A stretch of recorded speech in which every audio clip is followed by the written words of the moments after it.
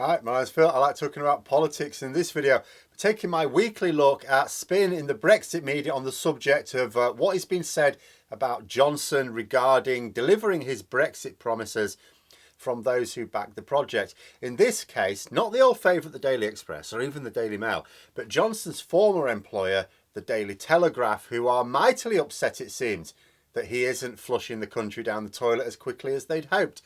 But first, if you'd like to be notified of daily news and politics, please subscribe to the channel and click the bell notification icon. So I will just say straight away, normally I wouldn't use the Telegraph. It is a Brexit paper, but the problem is that although I'll link the articles that I'm referring to down below, they're behind a paywall, so that won't help most people.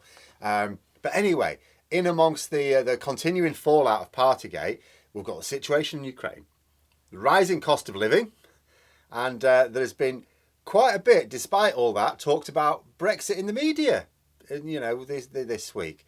And the Daily Telegraph has certainly been producing a veritable flurry of Brexit stories. There's been quite a few recently, but I think I'd like to focus in on two, which cuts through to something that was always going to be keenly observed by others. What are the Brexiteers going to think of Brexit once it's a reality? Because there'll be those who push Brexit without having a clue what it actually meant. Boris Johnson is such a beast. Numerous times he has had to be told by his officials that he's got something completely wrong with the concept. Dominic Cummings talked of deliberately keeping Johnson in the dark about the practical consequences of Brexit, or he may never have gone ahead with it.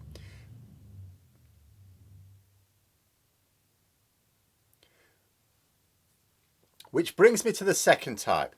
Those who understood perfectly well what Brexit would bring, what would these people do when the realities became widely known? The assumption was duck and cover. Blame the people who actually steered our Brexit path and say that Brexit would have been marvellous, but it was cocked up by the government delivering it. And it'd be easy to say that in the media in this second group, but there is a third group, and I think that's where these people belong at the moment. And that is those who knew what Brexit could do. They knew about the consequences, but there was something that they genuinely wanted to get out of it. And then the people in the media, they can get away with the responsibility because they just commentate. They're free from the responsibility of any consequences as long as they can claim it was the implementation that was the problem. Because you may think, well, people could just dig up the old articles and say, well, you argued for this. And they can just say, no, we didn't argue for the particular way it was done. And it'd be quite easy. That is why the same authors in the same media can completely change their tune on a regular basis and no one notices. And that's certainly what the Daily Telegraph are doing this week. On Tuesday, they ran an article with the statement just under the heading, Government waters down Lord Frost's plan to ditch Brussels regulations because it is not consistent with hitting green targets. There's a few things you could say about this. First of all, Lord Frost's plan? Who the hell is Lord Frost but a whiskey salesman who spoke very clearly about the damaging consequences of Brexit before the referendum and then, like Boris Johnson himself, turned Brexit convert when he saw the opportunity for fame and fortune? He was made a lord by Johnson for coming up with that oven-ready Brexit deal that both Frost and Johnson have since described as being a load of rubbish and in need of chucking in the bin. Any credible media outlet would not be describing the plan of such a person with any degree of respect without subjecting it to the most rigorous critical analysis given his track record of personal gains but professional failures. Secondly, they're not Brussels regulations, not anymore, they're ours. That we share some regulations with the EU, it's nothing to do with Brussels anymore. We are not in the EU or the single market, and so all of our regulations are our own. If Johnson is stating that he is maintaining some in the interests of hitting green targets, then it is because he is of the view, if you want to be charitable, that it's in the national interest. If you want to be less charitable, it's because he sees them as being in his political interest. And there are some on the right that try and attack green targets, particularly as being somewhat at odds with economic growth. Like no end of Tory MPs I've had to hear in Parliament trying to use the massive energy cost rise that they have partially caused by, for example, selling off our gas reserves a few years ago, to say, my constituents do not want to pay higher energy costs for climate targets. as if the two are linked like that. Apart from the fact this may not even be true. Like, we're paying higher energy bills because of our reliance on more polluting forms of energy. But that aside, our economy is never going to go anywhere unless we pursue ambitious green standards. Like, when some on the right argue for dropping these standards, I just think they're like Kodak, aren't they? Refusing to get onto the digital camera market for many years. Like, if you're significantly younger than I am, you may go, Kodak, who are they? They still exist. They still exist. But they used to be like the king of cameras for decades, long before I was born, but certainly through the first half of my life. Kodak, absolute kings of the camera, the photography world. Now you barely hear of them. Why? Because when the digital camera revolution came, Kodak would go, should we make some digital cameras now? No, no, no, just a fad. People will always want film cameras. Yes.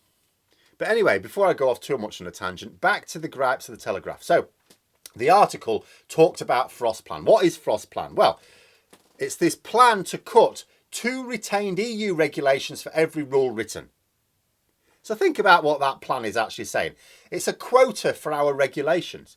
So for every rule written, we have to drop 2 formerly EU regulations.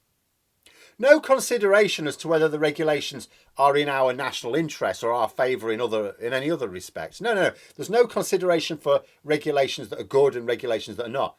I mean, almost every EU regulation, well over 90% of every EU regulation as it existed as of 2016 at any rate, was either formulated or supported by the UK government. You would think we'd want to retain almost all of them because we came up or actively supported almost all of them. And that's without even considering the fact that the more regulations we remove, even if they're ones that in isolation are not in our interest, the more likely we are to find ourselves facing tariffs when trading with the EU in line with the Trade and Cooperation Agreement that was negotiated by, who was it again? Lord Bloody Frost. It comes to something when you're reading an article on Brexit which makes Boris Johnson sound like the grown-up in the room. Because this wasn't the only article in Telegraph this week complaining that Johnson was preventing us seeing the Brexit payoff. On Wednesday, another article ran with the headline, Boris's betrayal of his revolutionary Brexit mandate is now almost total. It slated the Levelling Up paper as a list of buzzwords masquerading as strategy. Yeah, agree with that. It pointed out comments that seemed to suggest that much in the paper was just recycle Labour policies. Yeah. There's quite a lot of bits copied off Wikipedia as well. It's a right ramshackle piece. But then it let us into what their gripe was going to be about. It described Labour's policies as a state knows best approach, as they say. And this is what they're driving at, really. This is what they're upset about. This is what they wanted from Brexit for them. Because Brexit was many things to many people. What it was to the people writing in the Telegraph was a bonfire of regulations. That's what they wanted. These are the people who want the country to operate much along the lines of the law of the jungle. Those with wealth and influence rule the roost. No time for equality of opportunity. These right-wing hypocrites who constantly talk of the competitive nature of the private sector. Competition drives standards. And they fear the competition of those born into poverty surpassing their own privileged offspring. You see it everywhere. People who talk about freedom of speech and yet call for those with different views to be deplatformed, sometimes even imprisoned. Those who talk of hard work supporting a government that funnels billions of pounds corruptly into the hands of friends and supporters who did nothing for it other than chuck them a few quid at election time. And they talk of the benefits of competition while doing all they can to ensure that nobody ever competes with them. But I'm going off on one again. Point is that these Brexiteers weren't against the EU out of a sense of xenophobia or any other ideology as such, because there are some as well. They've just got an ideological hatred of the EU. They would love nothing more to see the EU collapse. The likes of Nigel Farage, we know them. But there are a different lot as well, like these. These are different to the racist Brexiteers. These just wanted regulations to be abolished. They don't hate the EU, they just didn't want the UK to be in it. They don't like human rights. They don't like workers' rights, environmental protections, health and safety standards, any of these things. They didn't slate the EU because it was multicultural, but because they knew that the EU existed to drive up standards through regulation. But the UK outside of the EU which keeps electing Conservative governments, can possibly result in an everyone for themselves Wild West type country. The author of this article, Alistair Heath, uses the commonly used cons.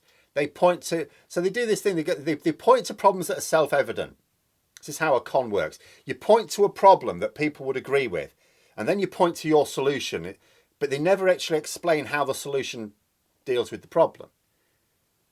So they talk about a problem that people will go, yeah, that's a problem. Then they talk about what they want, as if that's a solution to the problem. So in this article, he talks about poor schooling results for the white working class, whilst pushing to eradicate EU regulations. It's like, okay. It doesn't compare results with education in EU countries either, I notice. And there's no explanation as to how removing regulations in general will help schooling results. In fact, let's go back to the time, that they look at with rose-tinted glasses when regulations were few and far between in this country. What were the schooling prospects of the white working classes then? They'd be taught to read and write, and then that would be it. Off down the mines with you, or into the army to help us nick another country. But that's what the Telegraph are bellyaching about in these two articles.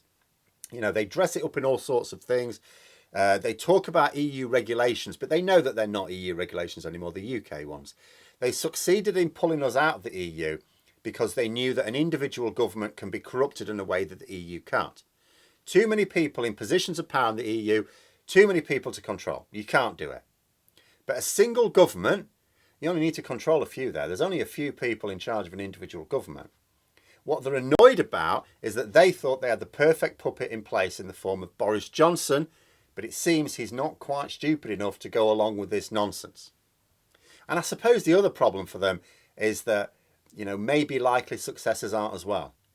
If only Nadine Dorries wasn't so batshit insane, they might have been able to give her some support and succeed in him, but the dumb ones are just too crazy. But, there we are. I mean, that's the situation as I can sort of see it there.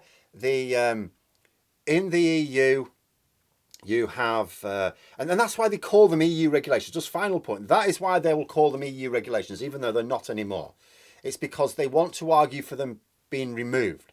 If they acknowledge that they're now UK regulations, and if they acknowledge that actually most of them still would have been UK regulations if the UK had never been part of the EU, then it's difficult to argue for lots of them. You can argue on a case-by-case basis for the odd one to be removed, but a whole bonfire of them, you can't argue that. So they keep calling them EU regulations, because then it's like, well, we've left the EU, why do we still have the regulations? Because they're in our interest. But they don't want people to think that. But those are my thoughts. Let me know yours in the comments below. I hope you found the video interesting. If you did, don't forget to click the like button. If you'd like to support the channel further, please also click the Patreon link for details. And until next time, I'll see you later.